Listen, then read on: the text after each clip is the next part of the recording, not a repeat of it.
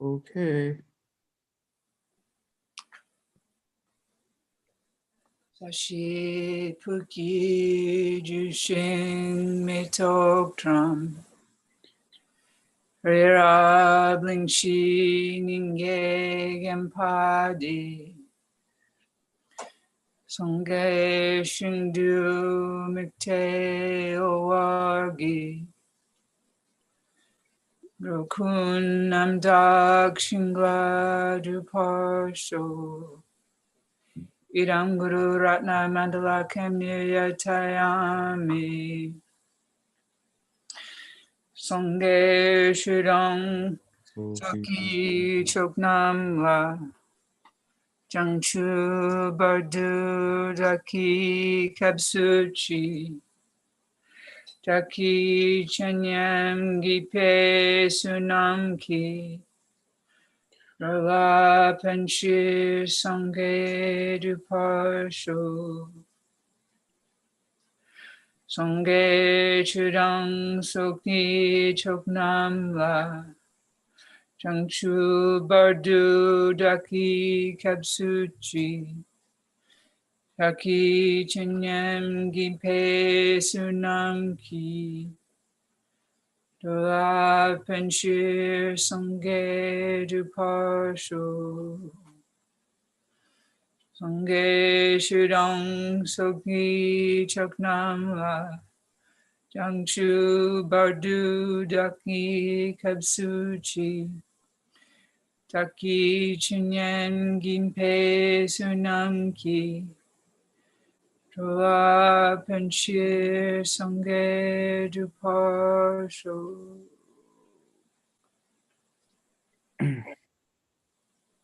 Yay.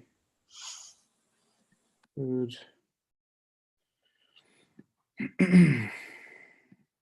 All right.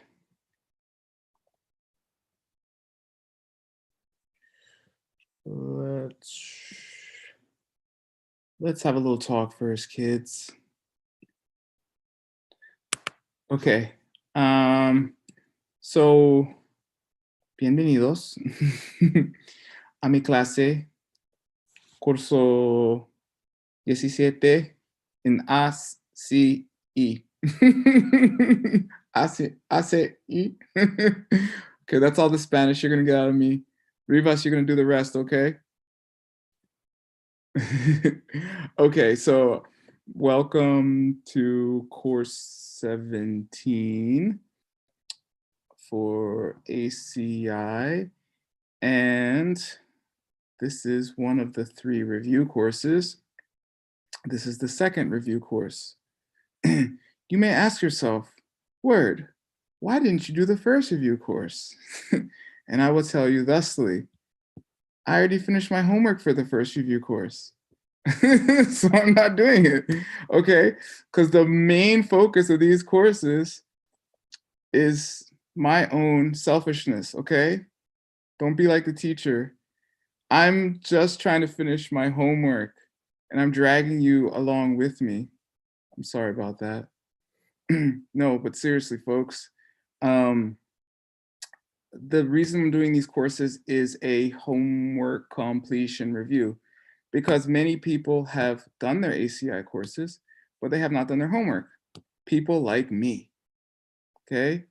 And I got an email some months ago from one of my very kind, very patient, considering me, teachers, and asking me to finish my homework before March so that I could become an ACI teacher. So that's what I'm doing. So this course, if you have not taken with someone who's done course 17, will not count for credit. What it will count for is you getting the homework and quizzes done, which means when you do take the course, you'll be done. Okay, so just do it now all together with us. And then when you take it later, you'll not only hear it a second time, which will mean you'll learn the information more and from a different perspective, probably a better one. And it'll also mean that you would have finished the brunt of the assignments. You just have to show up for class or something like that. Okay, so again, this is a homework review course. Does not count for credit if you have not taken the course before. I recommend doing the homeworks and quizzes and meditations and everything else. So when you do take the course, you just can sit back in class and enjoy. Okay? Or you can do the homeworks again. I've heard of people doing that. I don't know what's wrong with those people, but I've heard that happens. No, I'm joking. Some people like to do homework. I'm not one of them. Okay. So that is the main housekeeping. Is there any questions about getting credit for this course or the fact that it's a homework review?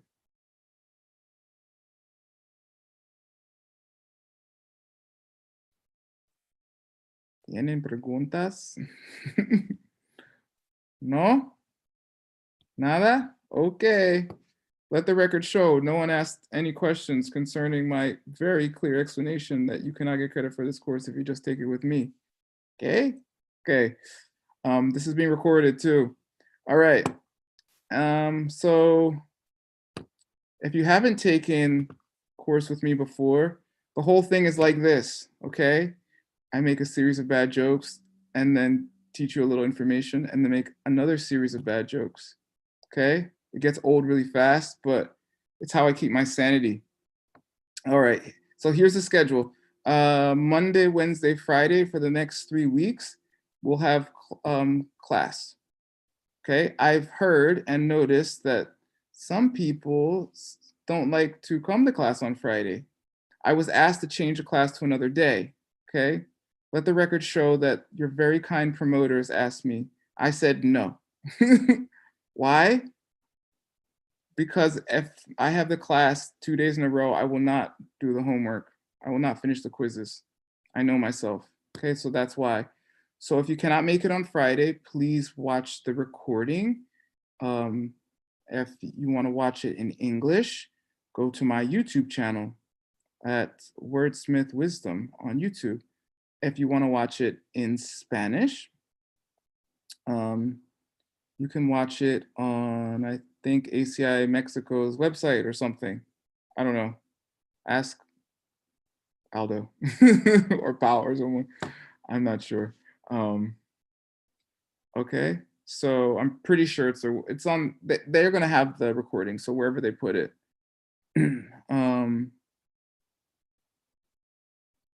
All right. All right. I think that's it. Okay, so how I'm going to do the classes. Okay, this is how I'm going to do the classes. This class is a little different. You have to hear this spiel in the beginning, but besides that, every class is the same. You will have, in the beginning of each class, you'll have the quiz from the prior class, and then we'll go through the homeworks together. I will make sure you would have, if you just do the homework while we do it, you'll be done your homework. And then the next day, or if it's the weekend, the next 2 days, you just do your, you just study for the quiz. And then when the next class comes, you take the quiz. Or you can take it before. It doesn't matter to me. I'm just trying to make it convenient and easy for everybody. So if you want to take it with us, that would be great. All right. And then the last weekend after class 9 will be class 10 and then a final review. Okay. Which is also a chance to grade your homeworks. Meaning, at the end of the class, if you just follow along, everything will be done except the final. And then you can go and take the final right after that, if you want. Okay? I recommend taking it as soon as possible after the class, or you're going to forget a bunch of stuff. And that's going to be annoying. Okay? All right. And then after that, course 18 will start, and it'll be the whole cycle will start again. Same thing, 3 weeks in a row, and then a weekend for class 10 and the final. And then I will be done. And if your karma ripens, maybe one day I'll teach ACI again. I'm not sure. Okay, I need a cooling off period.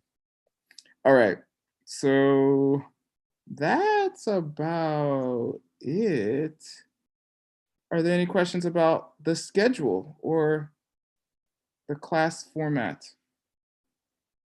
And no, I will not stop saying bad jokes. I'm sorry. They're all for Kelly McGee. Blame her. Okay. All right. So I'm going to start the class now since no one's saying anything. I'm going to assume that you got all of that, although inevitably it's not the case. All right, here we go. Screen share. Okay, here it is. So maybe you never took ACI before. I don't even know everyone in this class. Who are you people? I should check. I know Mancho. Hey, Mancho. Mancho's a great yoga teacher. Go to his class. I don't know if they're all canceled because of COVID, but if they're not canceled, you should go. Okay. And I know some of you. I don't know others of you. Hi, welcome. I don't never met you. Hi, who's that?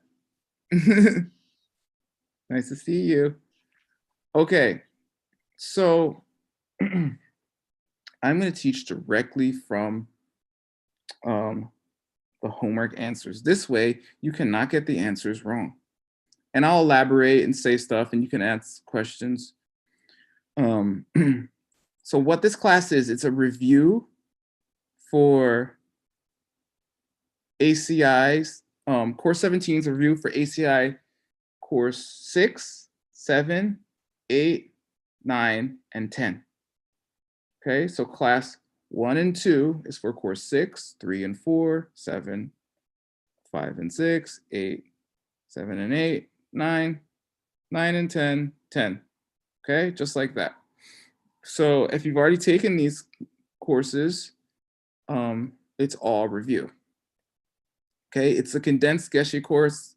It's a condensed Geshe course, condensed into 15 courses, condensed into 3 courses. All right, this is the pith of the pith. If the 15 courses was everything you should know from the Geshe course, these 3 courses are everything you should know from that. Okay, yeah, it's a really good review of everything and all the core concepts. All right, and so this course, course 6, is on the Diamond Cutter Sutra. Okay, raise your hand if you never heard of the Diamond Cutter Sutra. There's a little hand raising thing somewhere, I don't know.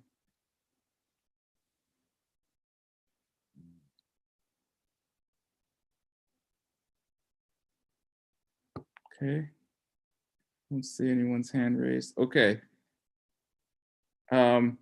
My teacher, whose name is Geshe Michael Roach, wrote a book called The Diamond Cutter, which is a modern English commentary on the Diamond Cutter Sutra, which is a book by who? Who? Here's a trick question. Who wrote the book? Come on. Who wrote the Diamond Cutter? Geshe Michael? No, Geshe Michael wrote who originally wrote the book?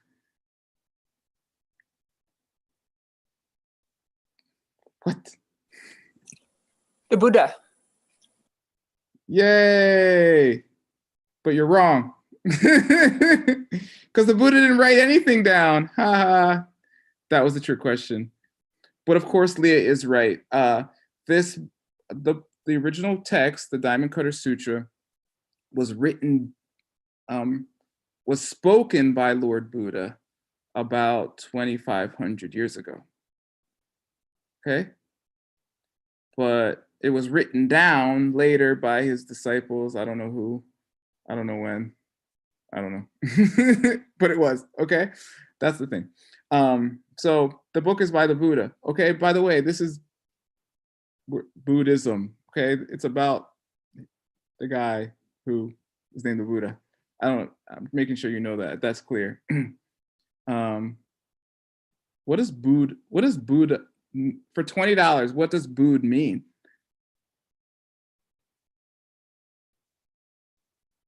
Like Buddha. What does Buddha mean? To approach, to like come close to approach something. Nope. 5, 4, 3. Conscious, What was that? intelligent, conscious, something like that. Oh, so close, but no. Okay, no money. I'm taking my money back. It means awakened. It means awakened one. Okay. So Buddha. It comes in English as the word bud, like a flower bud, like it opens, like awakens. It's also connected to vid, which does mean to know, but it literally means the awakened one. Okay. So anyway, that's what we're studying. We're studying Buddhism, the art of waking up. Okay. That's what you want to do. Wake up from your beginningless nap called samsara. All right, so the Diamond Cutter Sutra is very, very, very, very, very, very, very, very, very famous. It's very famous, especially in Asia. One of the most famous things about this book, which probably is not one of these questions, it's believed to be the first printed book in the world. The first book that was ever printed is this book.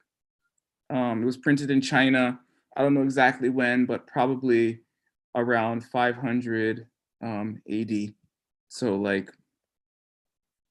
1500 years ago or something like that.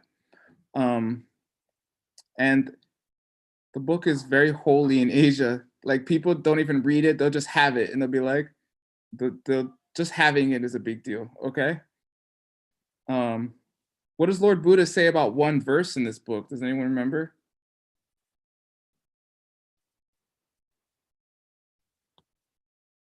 Maybe Rivas remembers. Lord Buddha says one verse of this book is worth more than every jewel in a billion worlds. Okay? So, I don't know, maybe it's something we should study. I don't know. Maybe there's a reason Geshe Michael called it the Diamond Cutter Institute. I don't know. That could just be me being crazy. Okay, here we go. Because I see a lot of blank faces. I'm losing people already. Okay, question 1. Give the Sanskrit and Tibetan names for the Diamond Cutter Sutra. Okay. In Sanskrit, it's Vajra, Cherika. Okay. The V in Sanskrit is more like a W. Okay, it's Vajra, and then Cherika. Chet comes in English as to mean to cut, and Vajra. Okay, I'll give someone $20 if they tell me very famous cognate for this word. Did someone do it? Let me see. Let me see. Oh my God, Rivas, I hate you. Damn it. How'd you know that? You're not supposed to know that. All right, I'll pay you. Got it. Damn it. I try to ask questions you can't answer, Rivas. I owe you some money already. Now I owe you $40, Rivas. Don't worry. I'll pay you one day. Okay. You're right. Vegetable. Because Vaj, it means indestructible or something. So vegetable means something that's really strong. Then it came into Greek as ademos, and then the A dropped out. So in Spanish, it's diamante, like the thing that can't be conquered. Or in English, diamond. Same. Okay, Vajracherika, diamond cutter. And then in Tibetan, it's Dorje Chupa, same thing. Dorje literally means Lord of Stones, but it refers to a diamond. And then Chut means to cut, and Chupa means cutter, for my Tibetan nerds out there. And here's the Uchen, the Tibetan script for it, if you care. Okay, Okay, it's very, very important, okay? Explain the three meanings of the word diamond in the title. Well, it's kind of weird. I guess it's not here, but how many times does the word diamond or cutter actually appear in the book?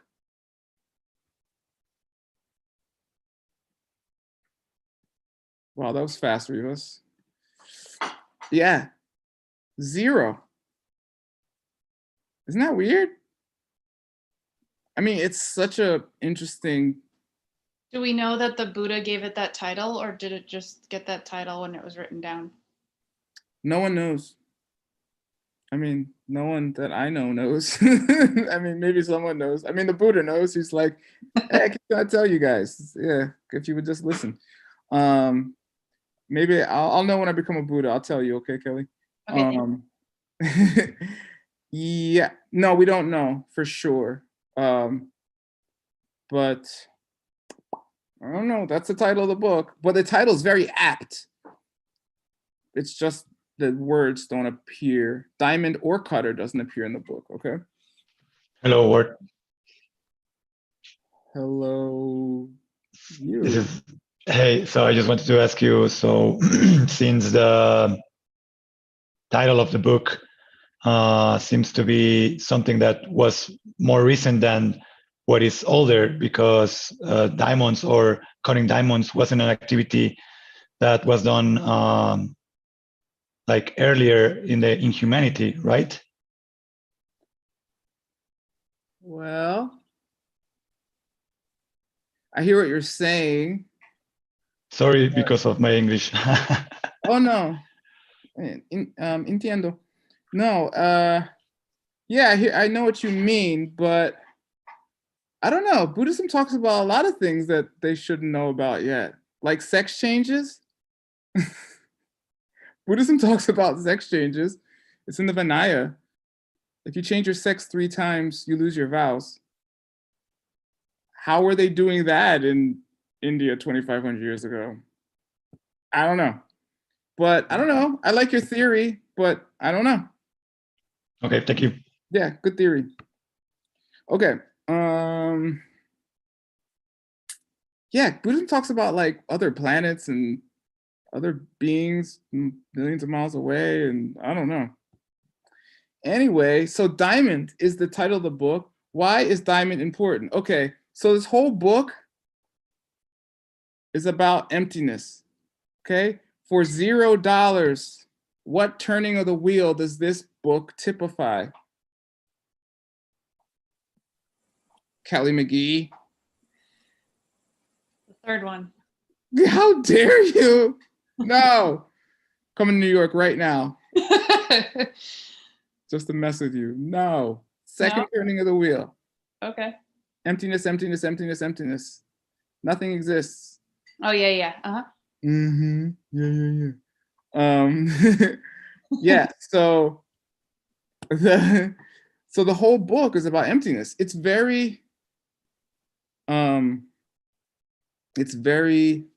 typical of the second turning of the wheel, which says these very confusing statements about how nothing's out there, how nothing exists. You want to reach nirvana, but it doesn't even exist. You want to help beings get to nirvana.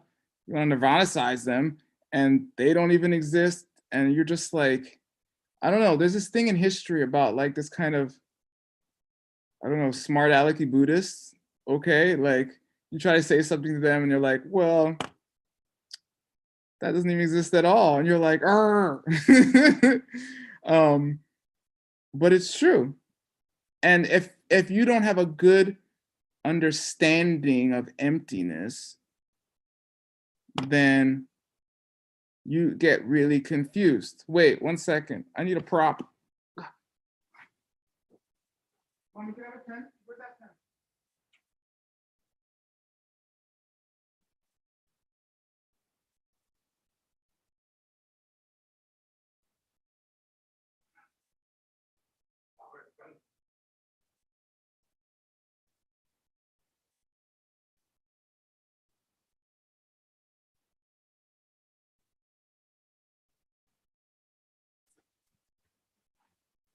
We really have to turn this to the phone thing because no one uses pens anymore, okay? I had to find one. Okay. This whole book and the second turning of the wheel in general, which if you took course 15, you should know, Kelly McGee, is about emptiness. And if you get a bad explanation about emptiness, you walk around thinking that nothing exists and you become a nihilist, like the bad guys in The Big Lebowski, if you ever saw Lebowski, okay? But let me teach you emptiness, okay? From the holy lips of my holy Lama, through me, not taught as well as him, to you, okay? Here we go. Okay, Kelly McGee, you're gonna have to redeem yourself. You ready? Yep. Okay. Kelly McGee, what's this? A pen. Okay. If a puppy, like a cute one, like, oh my God, I was hanging out in Brooklyn and I saw someone was walking with a Bernese shepherd, but it was a puppy. It was like this big. I was like, oh my God. It was like out of like a manga or something. It was so cute. Okay. So if one of those came by, which I would probably steal, okay? If I saw one of those, I would just take it, okay? And I wave this in front of its face, what would the little cute Bernese do with it? It would chew on it. It'd play with it. Yeah. So what is this to the Bernese? Bernese Uh, Shepherd? Mountain dog. Bernese Mountain Dog, is that how you say it? Yeah. Oh, okay. I'm blanking. Bernese Mountain Dog, yeah. Well, what is it to it? A chew toy. Yes. Good. Okay. But who's right? The human or the dog? They're both right.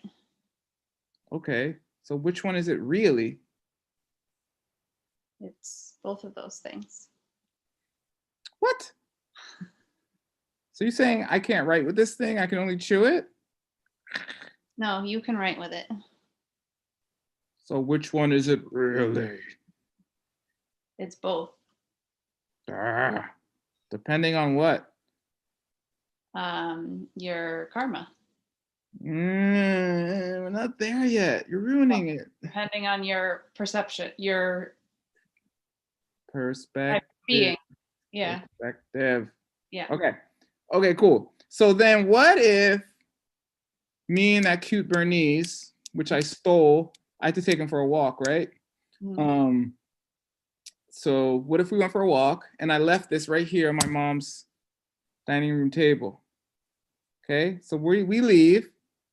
My mom's gone. She went out. No one's in the house. What is it then, Kelly McGee? Nothing. Neither things. Neither a pen nor a chew toy. I like your second answer. Neither. Okay, neither is good. What can we say it is? Show me in a gesture. In a gesture. There's an emoji like that. Yeah. I use it sometimes. It's kind of funny. It's all a good right. emoji. What's that? It's a good emoji. Yeah, it's pretty good. Okay, so well, what if the Bernese gets away from me because it's cute, it's puppy, it's energetic, and runs back in here? What does this become when the Bernese enters the room? A chew toy. Okay, then I run after it. I'm like, hey, come back here, Bernie. What is it then? To me. A pen. Okay, so is it chew toyness coming towards the Bernese or coming from the Bernese? It's coming from the Bernese. It's the Bernese's perception. Good. And is its penness coming from the pen to me or from me to the pen? From you to the pen. Yes. Perfect. Okay. So now, Kelly McGee, what is the thing that makes it one or the other? Your the observers, the perceivers perception. Yes, the perceiver's perception, exactly. And what makes his or her or its or they's perception their perception? Their past actions and karma. Yay! So we say, we being Buddhists say, most Buddhists, I don't know, middle way Buddhists say that the thing that makes this what it is how you treated people in the past. And how you treat yourself too, okay? Treat yourself nice. And and when you treat people a certain way, it plants a seed, metaphorical seed, in your mind, which then ripens as a little picture, a perfect picture of a pen, quote, pen, okay?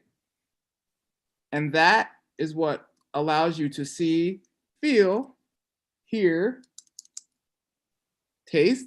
I don't taste it. Maybe the puppy can taste it. And think about pen. Okay? That's the pen thing. That's emptiness. The fact that when you leave the room, the thing has no quality of its own until the Bernese puppy, mountain dog puppy, or me run back in the room is the fact that the pen is empty of having any quality of its own. And in Buddhism,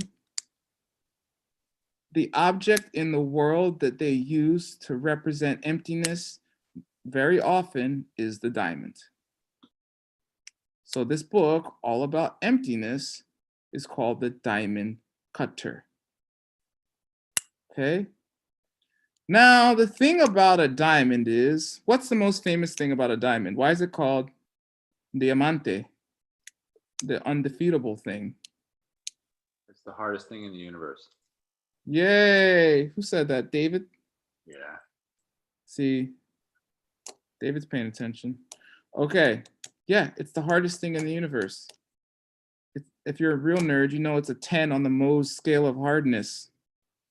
Okay, if you don't know what I'm talking about, you probably feel better about yourself than I do, okay? Because you don't need to know that.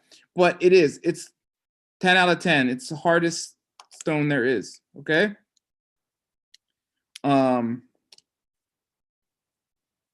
Meaning there's nothing harder. And that's, to be an ultimate in the world is difficult. You know, if something is long, you can always imagine it being a centimeter longer. If something is heavy, you can imagine it being a kilo, you know, a pound heavier, you know? Same thing the other way, short or small or what have you. It can always be smaller. But to be an ultimate in the universe is very difficult, maybe impossible. The only thing that can cut a diamond is another diamond, okay? And even that will give you problems sometimes. If you read the Diamond Cutter, Holy Geshe Michael talks about that. Okay. So that's number one. The diamond in the sutra is a metaphor for emptiness in 3 senses. Number one, most importantly, the diamond is the closest thing in our physical world to something which is truly ultimate, or the most of anything. And the person who sees emptiness directly realizes this fact very strongly. What do you call, in Sanskrit, what do you call a person when they've seen emptiness directly? Arya. Yeah. And so afterwards, they will have 4 what realizations?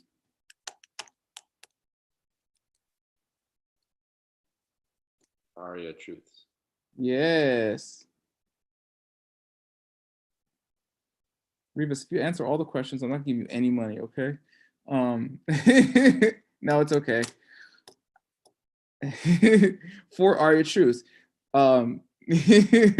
That's why, which Arya means like something exalted or higher or noble. So that's why you hear it translated as 4 noble truth. ¿Cómo se dice noble en español?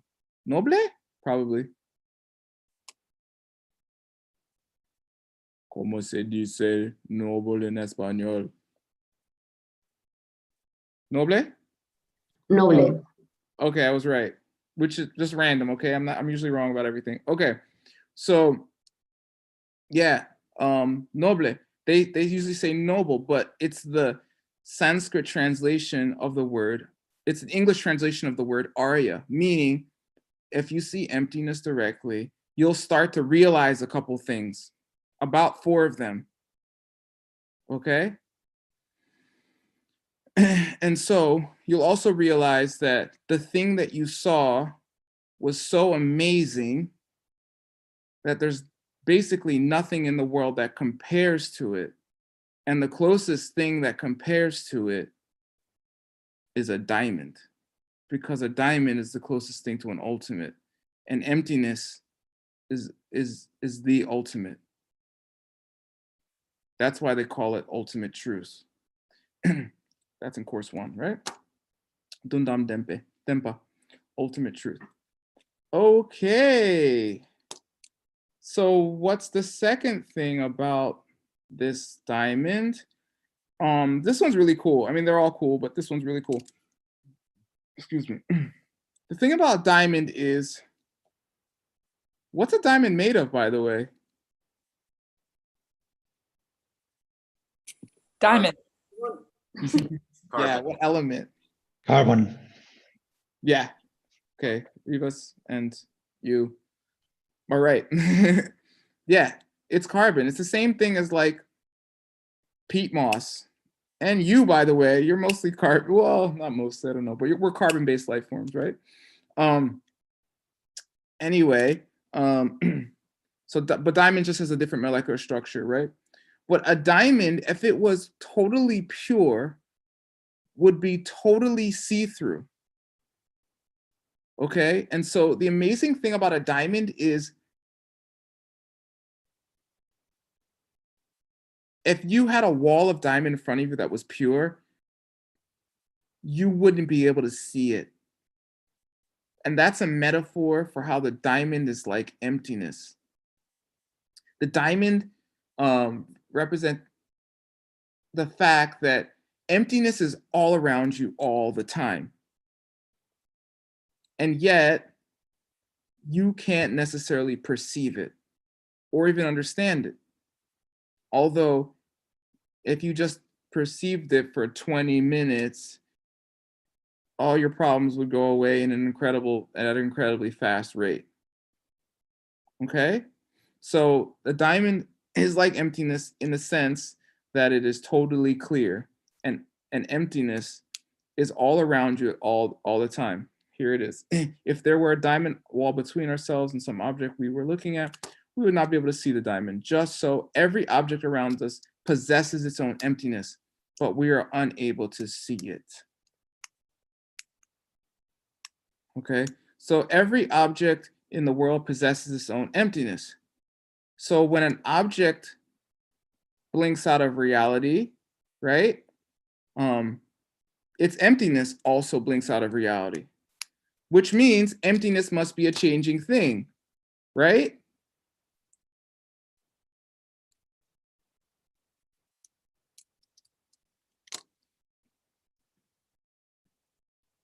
No. Okay, someone else has to answer because I can't debate Rivas while he's translating. Kelly McGee, just pretend you said no, okay? Okay. The premise was whether emptiness is changing or not. He said no, it's not changing. I said if everything has its own emptiness, and when it ends, emptiness ends, that means emptiness must be a changing thing. Correct? No, that's not correct. What? Okay, so you're saying, so you have to say kapamajung or takmajung. Which one are you saying? Take everything's emptiness. Mhm. It disappears when that thing disappears. Therefore, emptiness is a changing thing.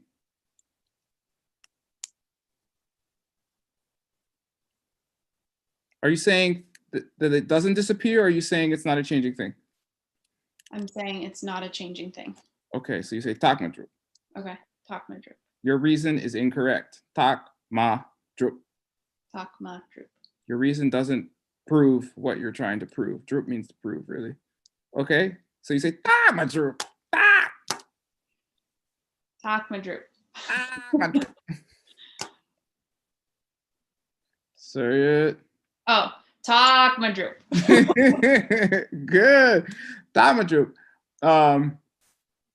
Okay, so you're telling me just because emptiness blinks out of reality, it doesn't make it a changing thing? Just because. I disagree that emptiness blinks out of reality. What? So you're telling me the emptiness of something stays when that thing disappears? No, that emptiness is a concept, not a Oh, tangible. answer the question. Am I saying that emptiness stays while that thing disappears? When that thing disappears, the Yeah. emptiness. You're saying that? Yes. What? So you're saying Geshe Michael, Kem Rinpoche, Ari Nagarjuna, Lord Buddha don't know what they're talking about? No. That's scriptural. That's scriptural authority. Okay. Okay, good job, Kelly. No worries. So yeah, just because the emptiness of something disappears when that thing disappears, because it has to disappear when the thing disappears, because it's emptiness. So if the it doesn't exist, the emptiness can't exist either.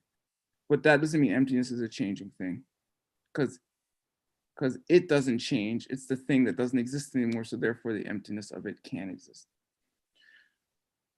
You can think about that. Number 3 of question 1. So the thing about diamond is, if you shatter a diamond, which happens sometimes, right? You can't cut a diamond, but you can shatter it. Okay? There's this thing called cleavage, okay? Not like the girl kind, like cleavage of a stone, right? How a stone breaks.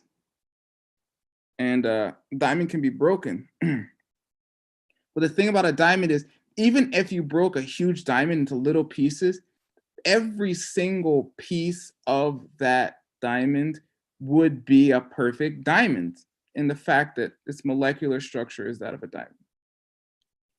Okay, so same exact thing about emptiness. Every single object has the same exact emptiness, has the same exact lack of being a pen, except that I make it one, or being a chew toy, or being an annoying boyfriend, which is more relevant, right? I mean, who cares about pens? Let's talk about how to change my boyfriend. Not my boyfriend. There's nothing wrong with him. Okay. So that's the third way. Diamonds are like emptiness in the sense that they're, no matter what size of the diamond is, it's always equivalent. Okay? Okay. All right. Let's keep going. 1 second. Teacher has to do other thing. Hold on.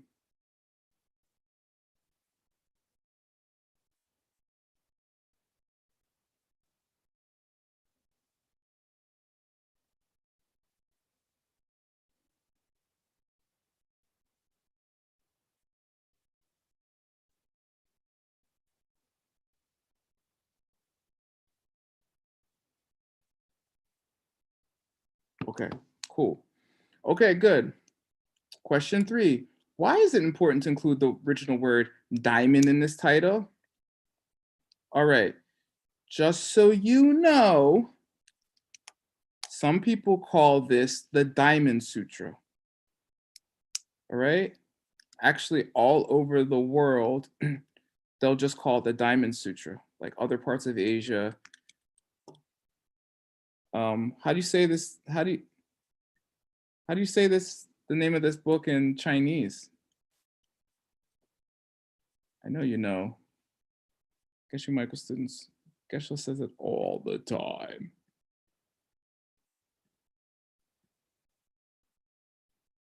Nice guess, Rivas. No, Kongxing means emptiness. Good job. Okay, Rivas, I'm gonna reward you with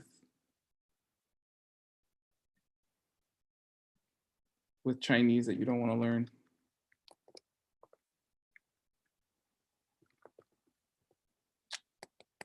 Oh yeah. That's Kongxing. Tracy, I beat you. Ha ha ha ha.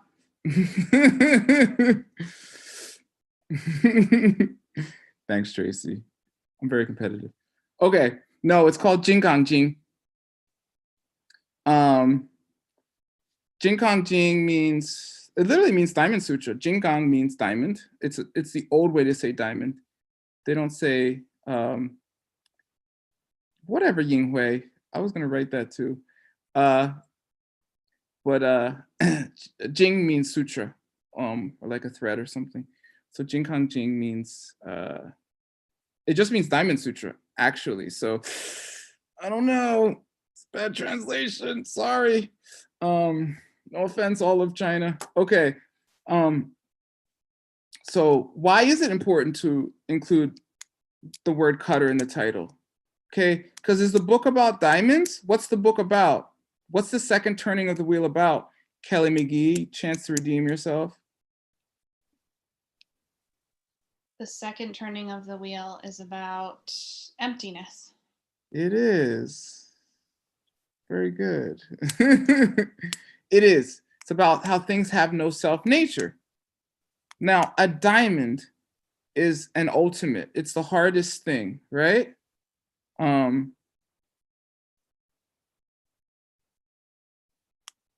Right? But compared to emptiness, compared to the thing that can set you free from, I mean, how long have you been having problems for? I'll ask that. Anybody? How long have you been having My life. problems for? Huh? All my life. Forever. Okay, we got all my life. We got forever. What else we got?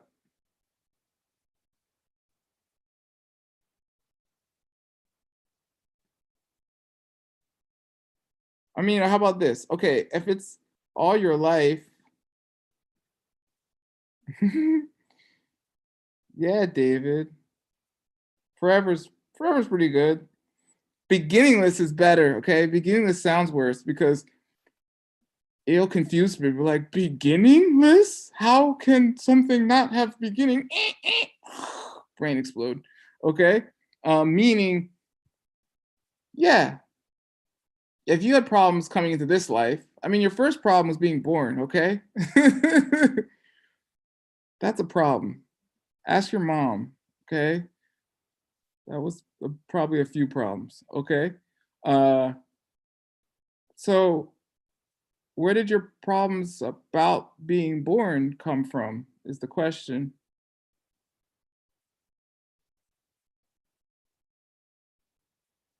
Right? I mean, do things have a cause or not?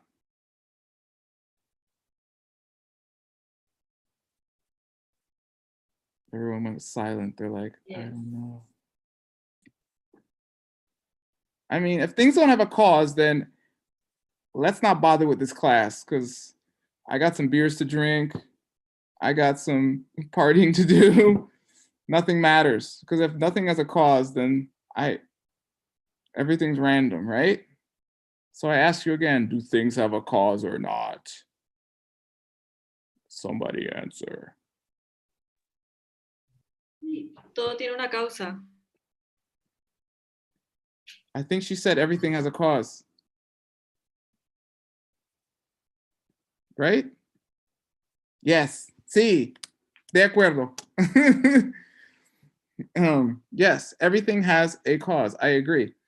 Okay, so that means that your whole entire life must have a cause, right?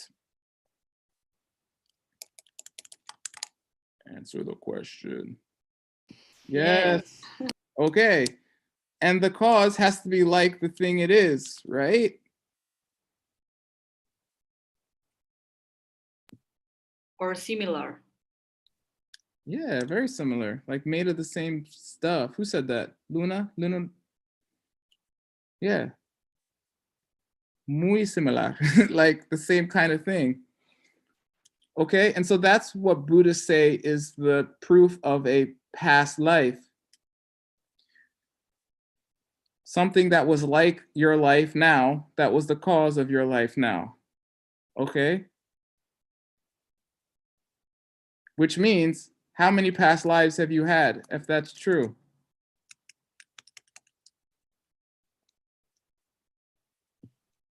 Infinite. Yes, exactly. Perfect. So that's how long you've been having problems for. All right? So if something came along and could stop those problems, would that thing be pretty cool or what?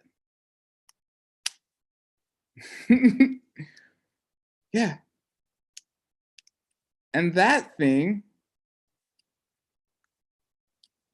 would crush a diamond. What would you want? Would you want 1,000,000 diamonds, or you want the thing that could solve the problem you've been having for trillions of trillions of trillions of trillions of countless eons? Which one?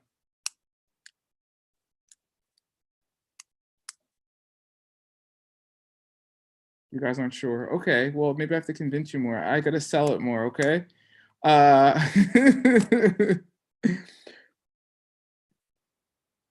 Okay, Rivas says destroy problems. Okay, yeah, Rivas. Kelly's like, give me the diamonds. I'm joking, Kelly. Okay, so exactly. So the reason it's called diamond cutter is because diamonds are an ultimate, but emptiness is the thing that can just like make that thing look like nothing. Okay, let's see what the answer says.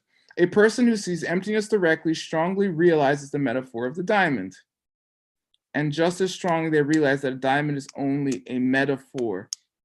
It is only a lesser kind of ultimate, whereas the real ultimate is emptiness. That is, diamond is the closest object to emptiness in our normal reality.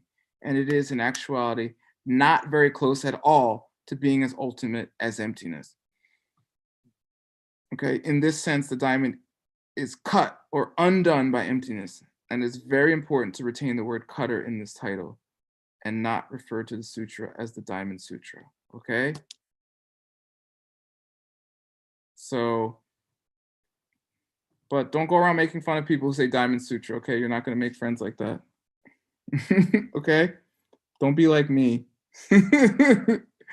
Yeah, that's why cutter's in the title, but it's not in the book.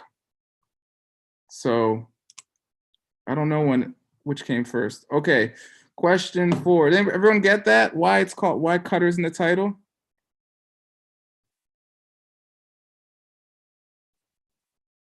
How do you say cutter in Sanskrit?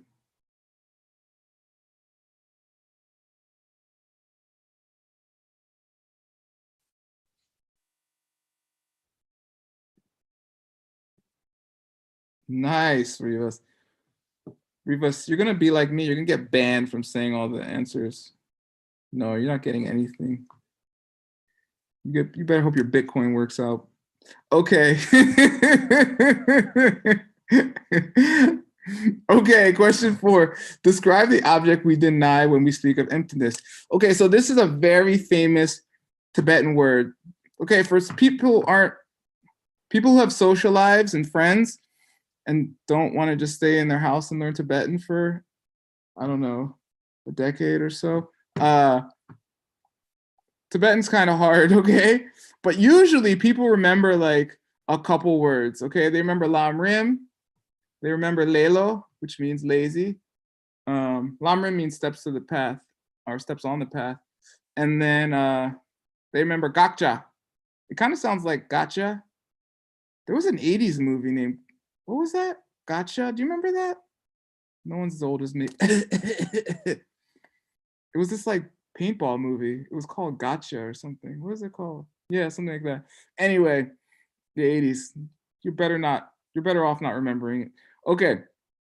I mean the whole decade. So Gakja sounds kind of like that. And it literally means the thing we deny exists. Okay? We deny that it could exist.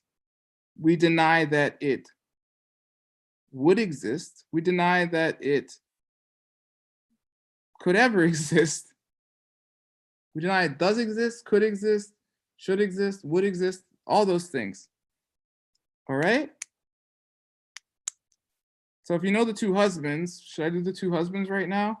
Should I do the two husbands? Yeah, I'm gonna do the two husbands. I see why my teacher always repeats these things, because otherwise you're gonna be lost, okay? I once taught this yoga teacher training, and I taught all this stuff for like 2 weeks. And like the very last class I taught in philosophy, yoga philosophy, which was Buddhist philosophy, I taught them the two husbands, and they were all like, oh, I'm like, wait, now you get it? They're like, yeah. So I'm like, what was going on before? They're like, we were confused. So I'm going to teach the two husbands, which is a sutra written by Holy Geshe Michael. Okay. And it's amazing. And so here we go. So you live in Guadalajara, Mexico. You're a Tapatía, all right? And you work very hard, okay? And you have 2 kids and a husband. And you have a career and a beautiful house that you have to take care of and pay for, right? So you got to pay for the kids. You got to take care of the house. And you're a very nice person, so you cook dinner for your husband too, even though you work full time, okay? You're a busy woman, okay? And so one night, your boss, your jefe, calls you and says, hey, we got a big meeting tomorrow, early. The clients are coming in at 9. Be here on time so that we can wrap this big deal up. And you say, okay, I will be there at 9. And then you go to your kids, your young kids, and you say, hey kids, mommy has a big meeting tomorrow. We have to leave here early. Can you be ready exactly at 8 so mommy can drop you off at school and go to work? Because you know Guadalajara traffic is really bad, right? And and then the kids say, yes, mom, see, mama. And so you go to bed and you wake up in the morning, you know, you get all pretty, you know, Guadalajara style. And you're ready to go. And you open the door to the kids' room to go grab them. And they're jumping up and down on the bed in their pajamas. What's it? It's pajamas, no? Pajamas. And you're like, what are you doing? Mama has to go to work. You two are the stupidest kids in Guadalajara. How do you say? Idiotas? Idiotes? You know, some beautiful Guadalajara curses, which we all love. And the kids are like, ah. And you say, get ready right now. And by some miracle, they get ready really fast. You get them out of the door and you get to work on time. Okay? So then later that day on your way home, you're very tired, but you know your esposo, your husband, is gonna want dinner. So you're like, you know what? I'm gonna be the perfect esposa, the perfect wife, and I'm gonna get food from the store. What's that store again? Damn it. Can't remember. My brain. What's the supermarket in Guadalajara? There's one in Providencia. No, not those. The other one, the fancy one, the fresa one. Superama, yay! Yeah, exactly. Gracias, Rodrigo. That's the one I used to go to. It's closest to my house in Guadalajara that I stay at. Okay, yeah, Superama. So you go to Superama and you pick up all the ingredients and you're like, okay, all I want when I get home, when I get in the door is, you know, un abrazo, un beso, right? Just a hug and a kiss for my husband and everything to be fine. So you walk in the door and your husband's like, where have you been? I'm hungry. You are the stupidest wife in all of Guadalajara. Okay? Okay, don't stay in an abusive relationship, all right? This is just an example. So, and you're like, oh my God. Okay, so now we say pause. So now the wife, the esposa, and mother has a couple choices. What is the usual thing that happens when someone yells at you? What do most people do? What is the natural human Yelling desire? back. Who said that? Who said that? Alejandra? Me. Yeah. How do you say? Gritar? Yeah, you want to yell back, right? Okay, perfect. Or not perfect. But based on karma, based on seeing what you do, becoming what you see later, what is the worst thing you could do when someone yells at you? Yell back. Yell Yeah, perfect, exactly. So the natural human reaction is the worst thing we can do, correct?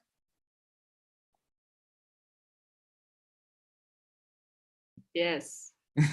Thank you. Okay, but at that moment,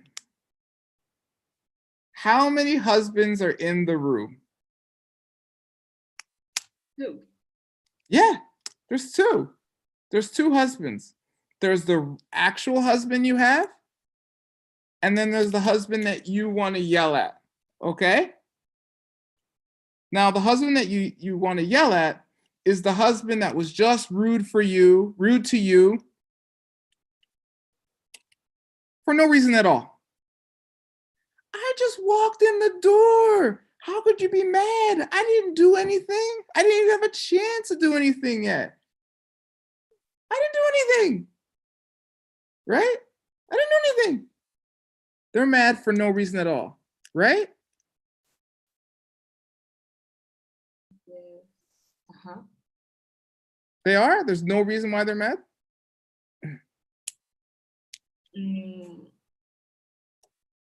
Well, they have their reasons, but No, wait. Okay. but not really. So what are the reasons? Were they because they're hungry? Here, I'll give you some reasons. They're hungry. They had a hard day. They got stuck in traffic. They're stressed out. Which one of those reasons is true? No one. None of them. Exactly. What is the only cause of all your problems according to the Buddha? You did something similar? Yeah. And what did this wife do that was similar? Yelling to their kids. Yay! Exactly. So when you do something, when you see yourself doing something, right? So the word video comes, video, like to watch something, video, visual, those words, to see yourself doing something. You record it. You take a video of it, right? And that thing plants a seed in your mind so that when you open the door, your husband starts yelling at you. Got it?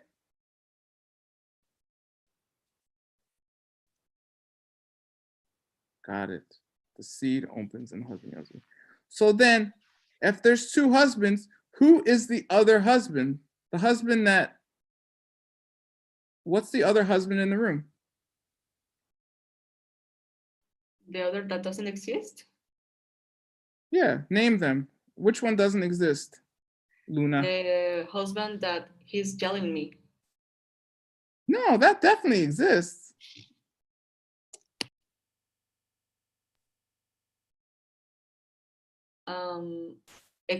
Doesn't exist the husband that I think that he's yelling to me Yeah, with no reason. exactly. Thank you. Also, the husband doesn't exist for the reasons of traffic, stress, hunger. Okay? The only husband that exists is the husband that exists that you created from your past karma, good and bad. Right? Your seeds. Understand? Yes. Okay, good. And so that husband that could never, would never, will never, can never exist, we call the Gakja. That is the object that is destroying your life according to Lord Buddha. The thing you think is there that could never be there. The husband that is just yelling at you because he's a blankety blank. Insert your favorite Spanish curse word, okay? Okay? So when we say emptiness, we say things are empty of being the Gakja, being the thing that could never exist, which is a self-existent husband, a husband that's just an a-hole from his own side, without you showing up to make him an a-hole. Who's the a-hole? I mean, let's be clear though. Is your husband an a-hole?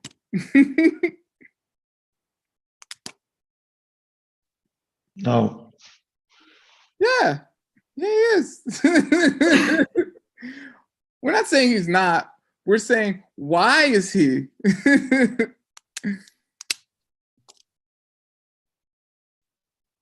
And how would you solve? If Yeah. your husband is stupid, so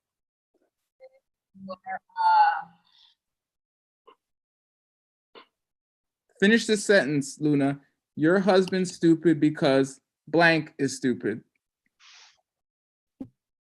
because you are a Yes, exactly. Because it's coming from you. How you act, how you treat others is what you'll see in the world. That's the whole point.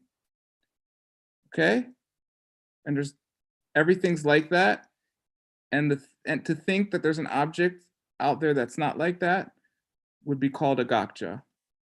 And we deny that that object exists. We deny that that object exists. Okay? It's like a two-headed purple elephant, 100 feet tall, rampaging in your room right now. That's how much the gakja exists. All right? It doesn't. Or a flower in the sky that doesn't need water or soil or anything. Or a conejo con cuernos. Is that right? Did I do it? Oh my God, Spanish. Okay, yeah, like a rabbit with antlers. Those don't exist either. All right, that's how you get enlightened, but we'll keep teaching you class anyway. Okay, name the 4 bodies of a Buddha and describe each one briefly. All right, so in the Sanskrit, as well as the Tibetan, as well as the Chinese, they say bodies when they talk about this. In Tibetan, it's ku. In Sanskrit, it's kaya, and Chinese, it's shun, like shanti. Wait, hold on. I have to let Ying Hui in the class. I was like, where's Ying Hui? How did she answer a question? Okay, there you go. Ying Hui.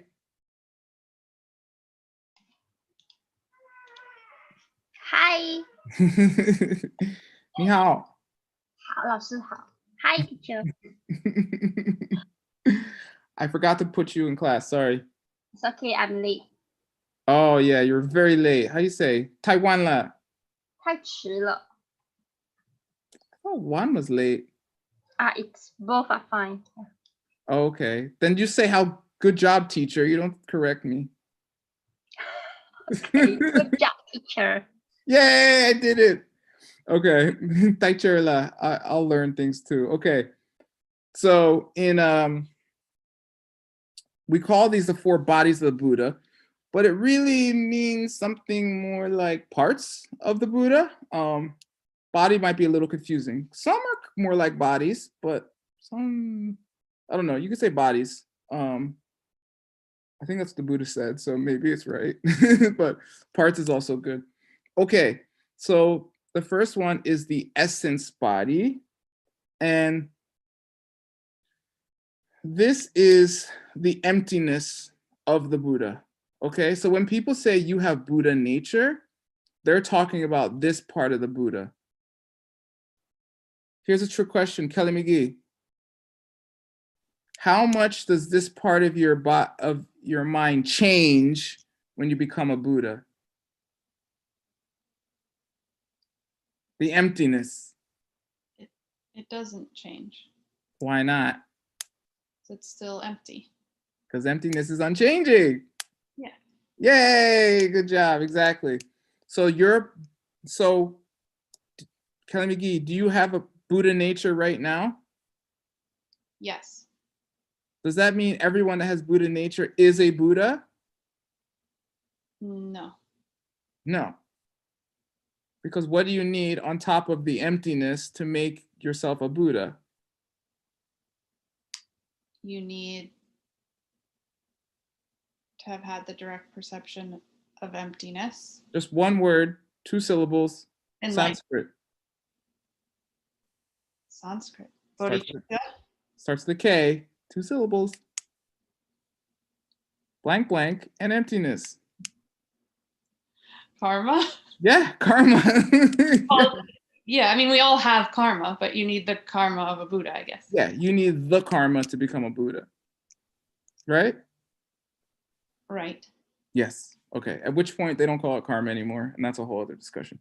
But yeah, so just because you have the emptiness just of your mind, just like a Buddha does, doesn't mean you are a Buddha. Okay? Even though they call it Buddha nature. Okay, that's a big confusion, and I'm trying to clear it up right now. Hopefully I did. You're not more confused. Okay.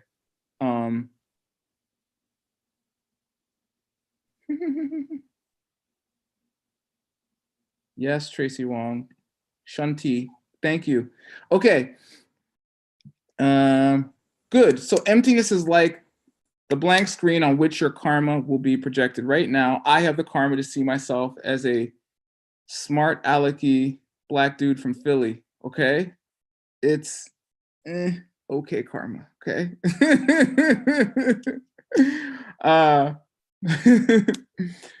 Okay, being a Buddha is much better karma. Okay, there's also much worse karma than I have too. Okay, so I feel good about it for now.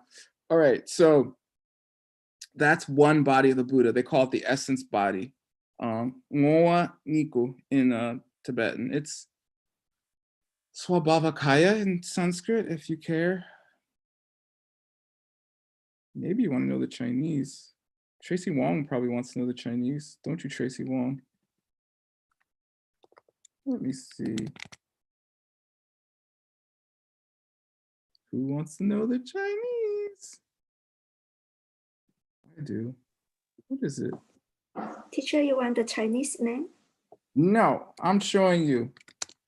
No, let me see. No,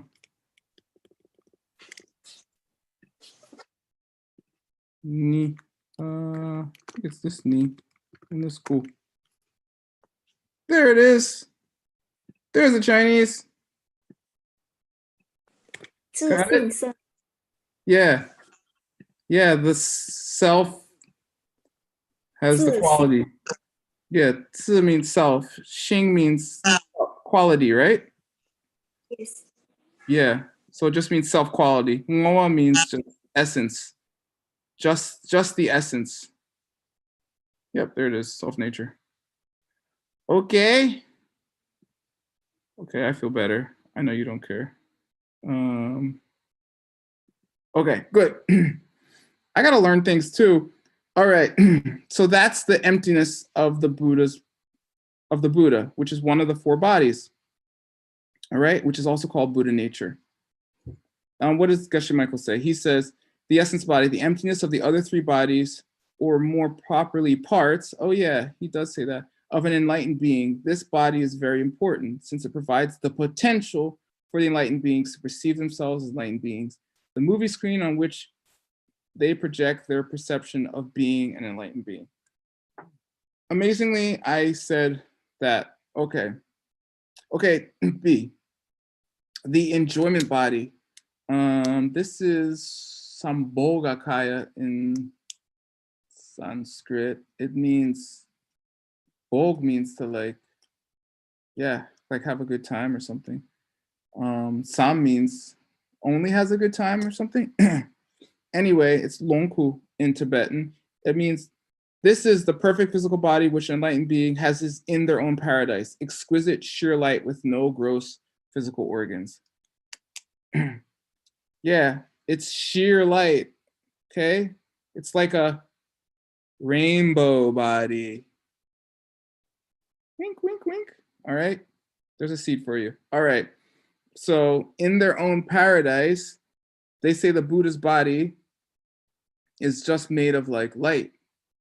And because of their incredible collections of merit and wisdom, which used to be karma, but now are collections, they're in bliss all the time and they know everything.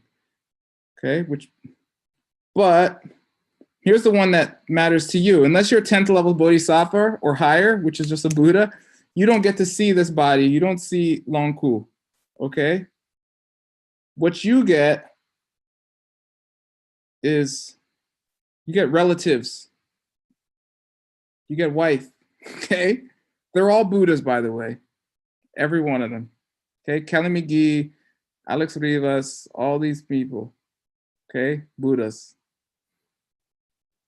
They only show up as annoying to me because my karma's not that good.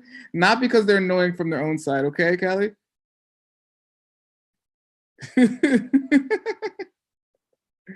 I'm joking. Kelly McGee has never annoyed me. Okay. Rivas has though. Okay, so the emanation body. This is Nirmanakaya. So sometimes you hear people, they'll call reincarnated Lama, they'll say Tulku. Has anyone ever heard that? Tulku? Maybe. David has. Yeah, see. But they're mispronouncing Tibetan, which is Tulku. It's not quite a T, it's not quite an R. You roll your tongue back, you say tul. Leah knows because I bothered her with this all summer in Tibetan Teacher class. can see the Chinese. What's that? Can see the Chinese words "chuku" means. You want the Chinese? Yes. Okay. like the dictionary just now. Yeah, okay. Someone actually wants to see my dictionary. See, these Chinese students, wow, they're incredible. Not like these Americans like Kelly McGee and Mexicans like Rivas. They want to learn. I'm just joking. Okay, here we go. I'll show you since you care so much. So now you got to spell Tibetan. Chul is, there's two ways to spell chul, but I think this is the way. Look. Chulku. Yeah, Huashan. Hua meaning like projection or something, right? Yes, all the living things. Is it? Wait, there's two ways. See, Chulku or Trulpeku. So we'll do this one because. And how about the long ku? Okay, I'll give it to you. Here it is. Huashan. Okay. Okay. And then Longku, I think it's spelled like this. Maybe. Hold on, I have to check. Oh, that's wrong. Hold on.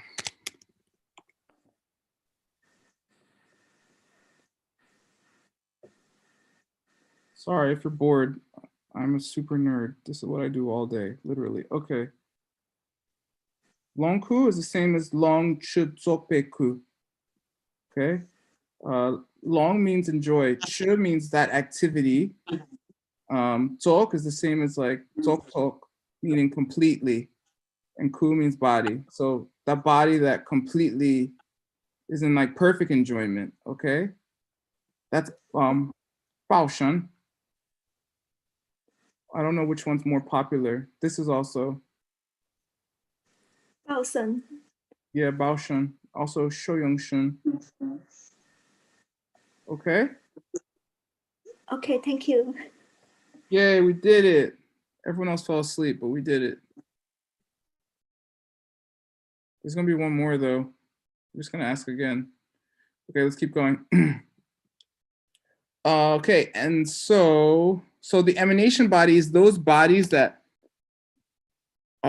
show up as your daughter, your mother, the bus driver, your ACI teacher. Not me. I'm not a Buddha. Okay, but like Geshe Michael or somebody like enlightened. All right, like even the wind or a tree or a building, you know, according to Buddhism, could be an emanation. Because of that, I went to Saramay Monastery once, and I got teachings by this Lama. And I asked him, I was like, wait a second. If everything could be an emanation, depending on your karma, then why couldn't my body be the emanation of a Buddha?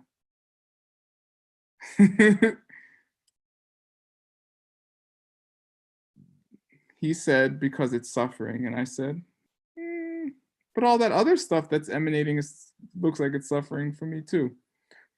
But then I dropped it. But I think it all could be emanations, which pretty much is the foundation of Tantra. Okay, now I told you all the secrets. Okay, so that's the Chulko. This is the third body, right? So we have three so far. We have the essence body, which is Buddha nature, emptiness. We have the enjoyment body, which is the Buddha in his or her or they or its paradise. And then we have the emanation body, which is like the Buddha when he came to this planet as Buddha Shakyamuni was an emanation body, they say. Okay? For instance, but anything could be an emanation body. And then last, we have the wisdom body, Yeshichoku, which is the body of the Buddha, the Buddha's mind. Okay, so you see how even though that these are bodies, they're also like parts. So this just represents the mind of the Buddha. And the thing about the mind of the Buddha is it is omniscient. It can perceive all things in all times. Okay? Got it? And Tracy Wong, it's Jershan, like Jer Dao to Jer, right? Like to know. 自信生 wisdom 字 Really? That's not what my dictionary says, but sure. Yes, you're correct. Okay, good. Yay, we did it. So those are the 4 bodies of the Buddha. All right. One of them you already have already, okay? So you're 25% Buddha already. So don't worry. The rest from there, it's easy, okay? It's just a few eons or something like that. All right. Next question.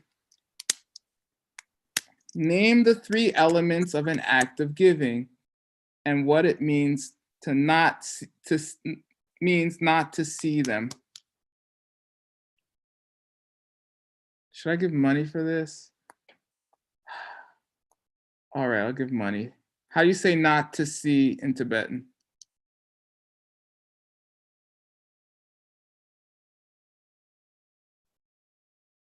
Very famous.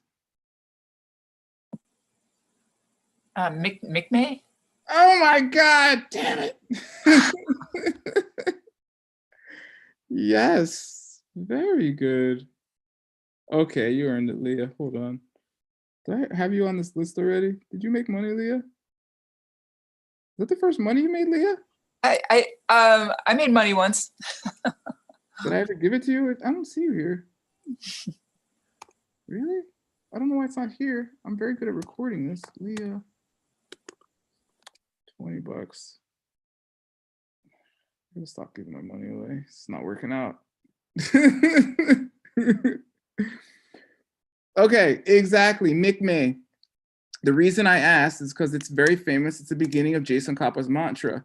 Mikme te wei te chin okay, which means something like, oh, you, Jason Kappa, you have the love of Kuan Yin that sees me, sees everything as nothing, or sees nothing at all. Meaning, you realize that the ultimate love is to see, only comes from seeing things as empty. Okay? If that blows your mind, then we gotta talk about it. All right. So this is Wait, would you say that again? you want me to sing again? Well, that was lovely too, but the meaning of the mantra. What, you don't want me to sing again? Fine. The meaning is of the first line of the mantra is something like Jason, because it's a praise to Jason Kappa. So Jason Kappa, you have the wisdom. Wait, you have the love that sees nothing at all, which is like the love of Avalokiteshvara or Guanyin in Chinese. Okay? Which is like the Buddha of compassion, right? Meaning, it understands that any love that you really want to have has to come from the fact that you understand that they're empty. Or that's not ultimate love. That kind of, any other love is going to go away. It's going to disappear. It's going to end. It's based on a shoddy foundation, right? Now I feel weird, Leah. Why isn't your name on this list? I never paid you anything, did I? Nope, never paid me anything. How much, do you remember how much you made? I don't know why you're not here. I'm sorry. I think it was $20. All right, you're just getting added, okay? $20 is getting added. Cool.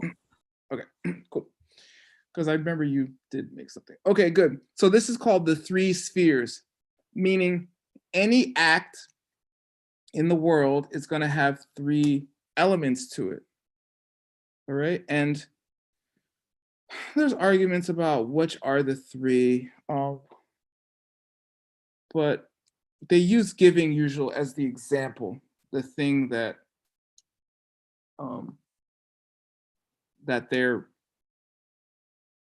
the thing they give an example as an act is an act of giving. Why would they use giving as the example? Because it's the first perfection.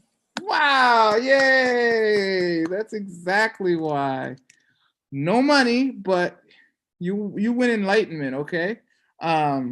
Yeah, because it's the first perfection. Because they're just like the first perfection and the rest, right? Like Jin Sok, like in our opening prayers, Jin Sok, meaning, yeah, here's an example, the first perfection, but it's true of all of them, okay? So, okay, so there's 3 elements in any act of giving. There's the giver, there's the givee, right? The receiver, and you can say the act of giving, and sometimes, I think some books, as I remember, will say the thing you're giving. So the 3 spheres can be either. Okay, so what is the emptiness of the giver? The fact that the person who's practicing the perfection of giving, I myself am empty of any self-existence. So you're supposed to, when you do an act, any act, have this in mind, that you yourself are empty, that the thing you're acting upon is empty, and the action that you're doing is empty, okay? What does that mean, empty? Empty of what? One word, Tibetan, 2 syllables. Gotcha. Gotcha. Yeah, good. What does gotcha mean in English? Not itself existence. It's the object we deny, Okay. okay? The thing that has, the gotcha is the thing that has a self-existent nature that could never exist, okay? The pen that everyone sees is the pen. The pen that when a dog comes in a room, the dog is like, oh, oh, oh, oh. It starts writing with it because it can only see it as a pen, so it is forced to start writing with it. Okay?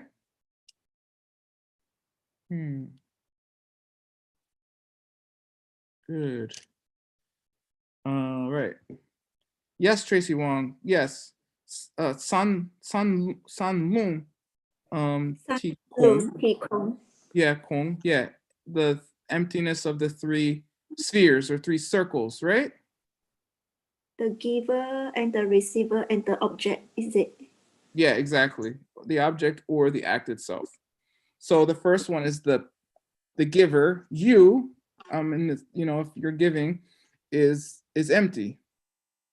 You only Yes. see yourself in that way as a, for me, some dude from Philly, right?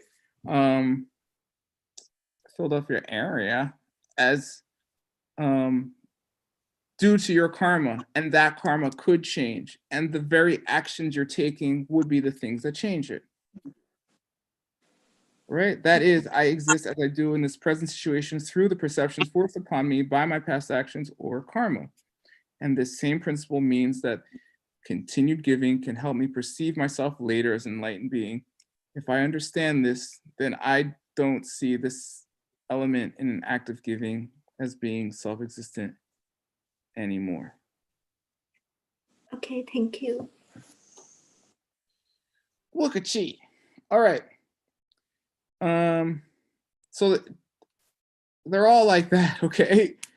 So the person who's receiving, same thing. There's nothing self-existent about them. And the person themselves, you're forced to see whatever you see them as, if it's your dog, or if it's your friend, or if it's your wife, or if it's your mom. But they don't have to be that.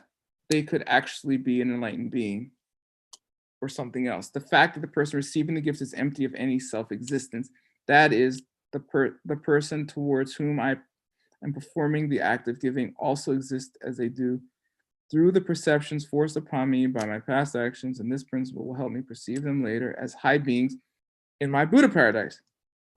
I understand this, and then I don't see this second element in the act of giving as being self-existent.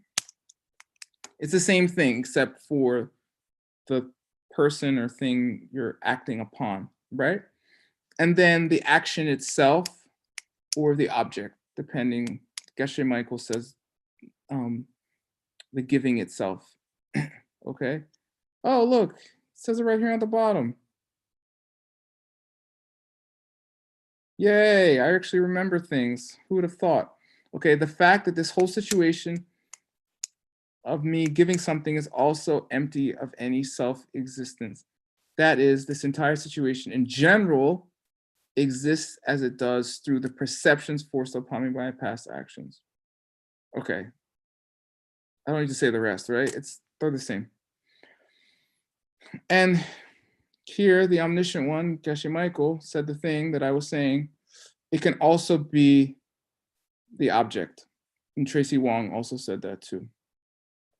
Apparently, in Chinese, they picked the object, whatever reference she used.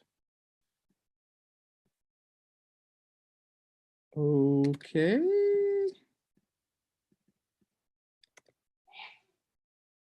Okay. Now we're moving to the Q&A portion of the class. So either you ask me questions. I have a question. Okay, I'm stopping share. What's your question? What's the Sanskrit for the 4 bodies of the Buddha? Woo. Okay. You ready? I'm ready. Okay. Yeah, I'm going back to the Tibetan. Okay. Okay. The first body is the emptiness body or the essence body. No niku. No niku. Yeah, that's Swabhavakaya. Sva, self, bhava, to be, kaya, body. Bhavakaya. I never heard that before. Bhavakaya. Bhava. Bhavakaya. Yeah. Yeah. Okay. Okay. It's the same. In the Chinese, they did the same thing. Like zixing, like self, and then having zixing shun, like having a quality. It sounds like they translated directly from the Sanskrit. Okay, and then the Sambhogakaya. Yeah, Sambhogakaya, Longku. Enjoyment, body. And I guess that's Baoshan. I didn't know that one in Chinese. I just learned that. Yes, you're correct.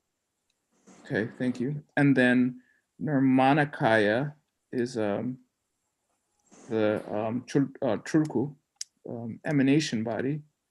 And then the Chinese was Huashan.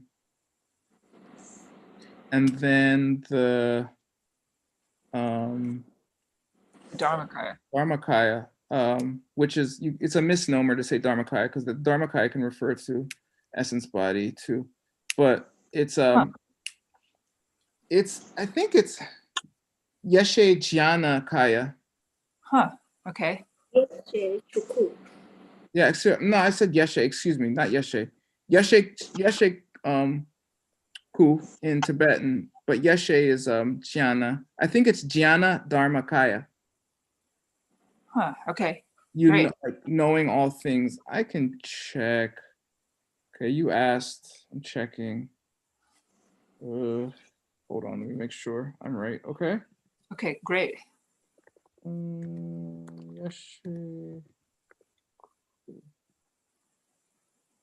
Yeah, because it's just a chuku, which is literally jnana. Ooh, I was right. Jnana Dharmakaya. Dharma means, it just means you know everything. Yes, jnana means to know. And then dharma means the teachings, but it all can also mean anything, any particular object, just like chu in Tibetan.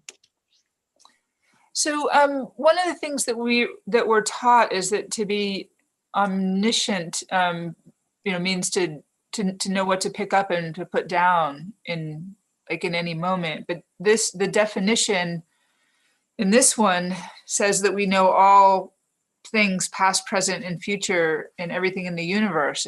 It sounds like it's like a different definition of wisdom. Mm-mm. Mm-mm. I made a mistake earlier in the Chinese.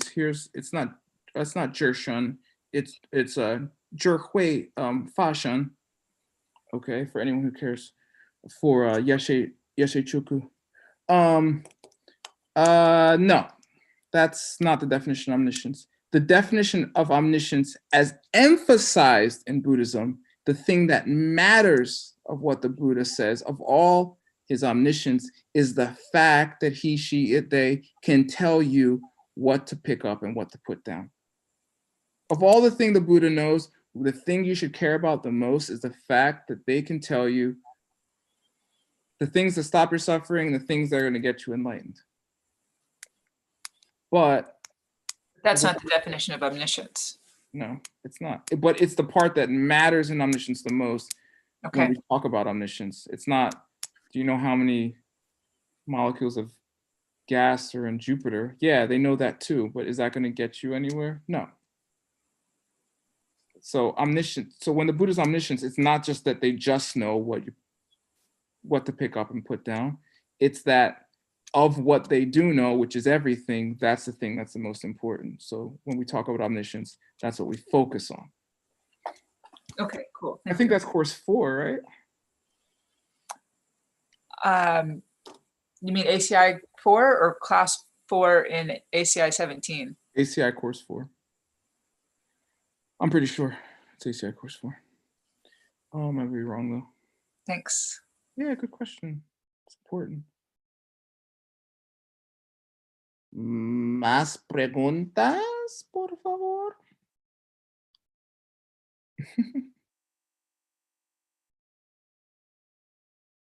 I don't know if Moncho's laughing at my Spanish or... I know you're not, Moncho, I'm just joking. He would never do that. Okay. Wentima? Hi. Could I get a Tibetan spelling for the essence body and wisdom body? The exact Tibetan spelling. You're definitely my karma. Sorry? You're definitely my karma. Here. You want it in Tibetan characters or you want it in English characters? Here's English. This one, I want this. Thank you. I don't even know if we'll there it goes. You can see it's right. And the other one, it's the wisdom body. Yeah, 智慧发生. Yeah, wisdom. That's, yeah, the omniscience body. This one is Nyowo Niku, is the essence body, right? Yeah, essence. Ngo means essence. Nyowo, then wisdom body, Yeshe Chuku.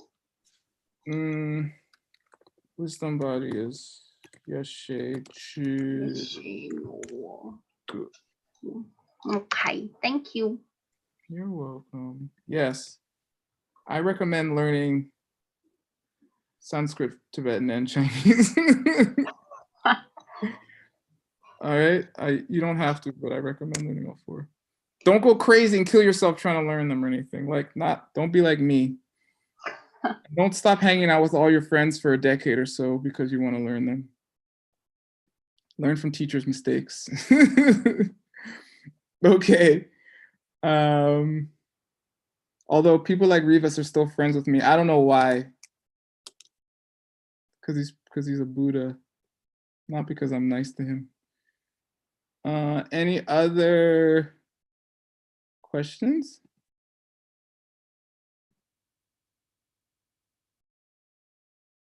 Not even more spelling questions? They say Tibetan's the hardest language to spell. I don't know if it's true, but It's pretty challenging. So I understand. Okay, well, that's it then. So this Wednesday, 2 days from now, you should have your homework done and have studied for a quiz, and then we'll take a quiz. And if you have something more fun to do on Friday, then come to ACI class, do that. And please watch the recording and get all the homeworks in. If I was a nicer teacher, I would have changed the date, but I'm not. All right. Ready to end this thing? I hope so, because we're ending it. Who did the mandala? Leah? Yeah.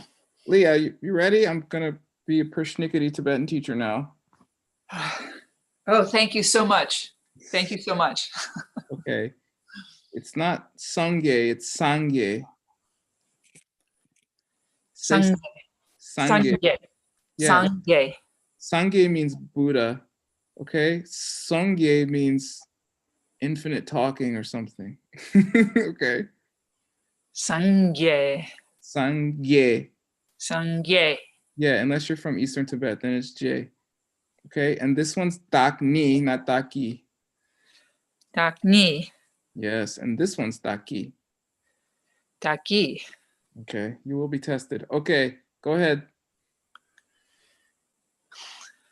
Sashi Puki Jushin Metok Trang Rira Blingshi Ningde Gyempadi Sangye Shingdu Mikte Owargi Drokun Namdak Shingla Duparsho Idam Guru Ratna Mandala Kam Niryatayami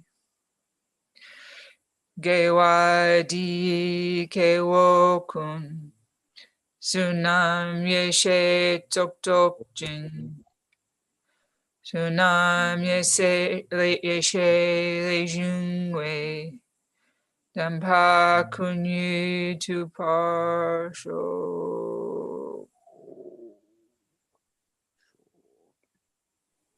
Okay, some people are asking questions in the chat about the homework. Yeah, if you want everything in Spanish, you have to ask Riva/Pau/Aldo. If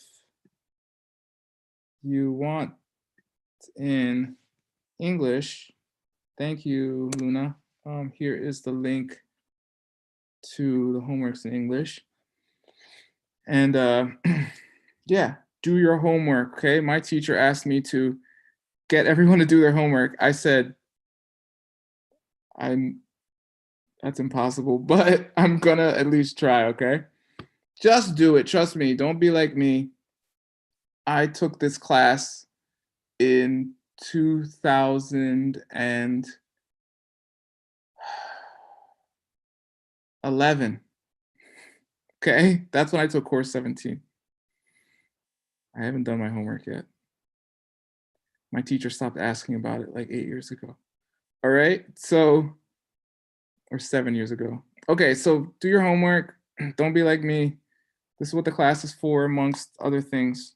All right, and we'll have time for questions and stuff, and we'll have time for the quizzes.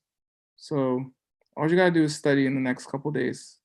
And the review class homeworks aren't too bad because they're just the most essential part of each class. So they're not very hard to do, okay? Okay, so we'll do quiz 1 next class, Wednesday. So be ready. All right, any other questions before I go take my nap? Okay, gracias, Rivas. Yay! Rivas, who must be an amazing translator, or he's making stuff up because I talk really fast sometimes. Do you just make stuff up, Rivas? Yeah, mostly.